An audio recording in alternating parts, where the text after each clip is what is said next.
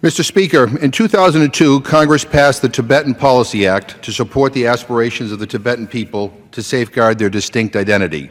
The law laid out steps to protect the distinct religious, cultural, and linguistic identity of Tibet and to press for improved respect for the human rights of the Tibetan people, a dialogue between His Holiness the Dalai Lama and the Chinese government, the immediate and unconditional release of Tibetan prisoners of conscience, establishing a U.S. consular office in Lhasa, and requesting that the 11th Panchen Lama be allowed to pursue his religious studies without Chinese government interference.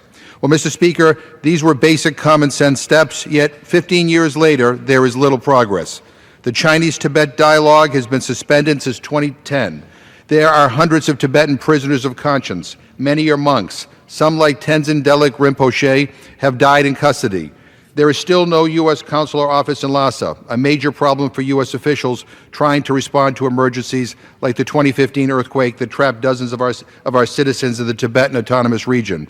And the Chinese government, officially atheist, has declared that it will decide who will be reincarnated as the next Dalai Lama. Mr. Speaker, I want to express my concern for the well-being of the missing 11th Panchen Lama, the second highest leader in the Tibetan religion. 22 years ago, Gendun Shariki Nima was detained by Chinese authorities when he was just 6 years old, and just 3 days after the Dalai Lama declared him to be the reincarnated Panchen Lama.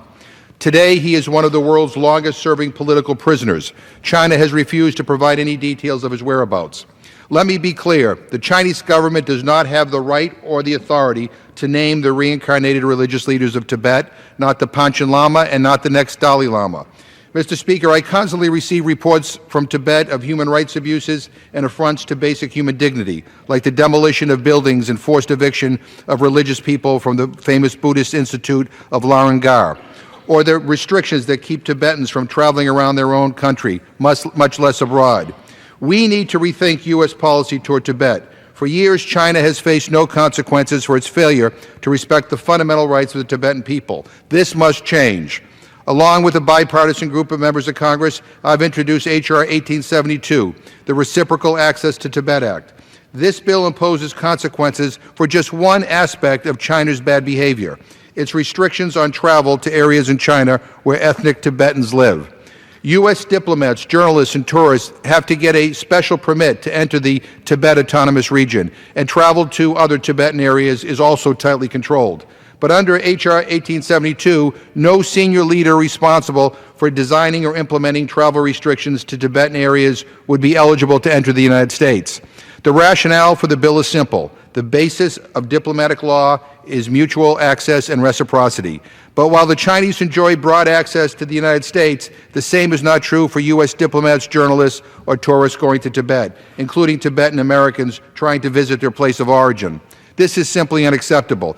If China wants its citizens and officials to travel freely in the U.S., Americans must be able to travel freely in China, including Tibet.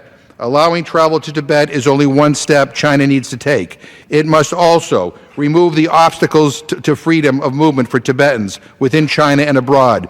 China can't have it both ways. Either Tibetans are Chinese citizens or they're not. If they are, they must enjoy the same rights and privileges as other Chinese citizens. China also must permit His Holiness the Dalai Lama to return to Tibet for a visit if he so desires. He's a man of peace who will soon turn 82 years old. He should be able to visit his homeland. China also should demonstrate true respect for the human rights and religious freedom of the Tibetan people. A first step would be to permit an independent international investigation into the July 2015 death in custody of the revered Lama Tenzin Delek Rinpoche. On our side, the new Trump administration needs to appoint the special coordinator for Tibetan issues as quickly as possible. To make progress, we need someone in charge. They must insist that China restart the dialogue to lead a negotiated agreement in Tibet. They should develop a list of Chinese officials subject to sanction under the Global Magnitsky Human Rights Accountability Act. No one responsible for torture and extrajudicial killings or for significant corruption should benefit from coming to our country and doing business here. They should publicly engage the Dalai Lama and the democratically elected leader of the Tibetan people. The State Department should take every opportunity to benefit from the Dalai Lama's knowledge and decades of reflections. The Secretary of State should highlight the democratic practices of the Tibetan people and meet personally with the Sikong Dr. Lobsang Sanjay. And the administration should also engage other governments to create a group of friends of Tibet. It's time to pursue a coordinated international action in support of the Tibetan people. Mr. Speaker, time may be running out for the Tibetan people. All those who say they believe in the rights of Tibetans must move beyond words to concrete actions. I urge my colleagues to co-sponsor H.R. 1872, the Reciprocal Access to Tibet Act, and to support additional measures to protect all that is unique about Tibet and its people. I yield back my time.